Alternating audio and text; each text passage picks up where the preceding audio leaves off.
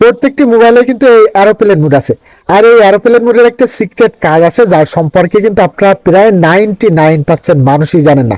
এই এরোপ্লেন মোডটা আপনি অন করে রেখে আপনার মোবাইলে কিন্তু আপনি হাই স্পিডে ইন্টারনেট ব্যবহার করতে পারবেন। কিভাবে, চলুন সেই প্রসেসটাই আজকের এই ভিডিওতে আমি আপনাদেরকে দেখিয়ে দিচ্ছি। তো এর জন্য ফার্স্ট অফ অল আপনি আপনার মোবাইলের সেটিংসে চলে আসবেন। তারপর এখান থেকে আপনাদের ফোনের অ্যাবাউট ফোন অপশনটা খুঁজে বের করে নিয়ে এখান থেকে এই অ্যাবাউট ফোন অপশনে ট্যাপ করে দিবেন।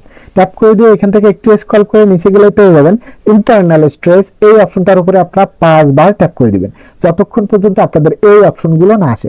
দেন এখান থেকে আপনারা প্রথম অপশনের উপরে ট্যাপ করে দিয়ে এখান থেকে স্ক্রল করে একটু নিচে যাবেন।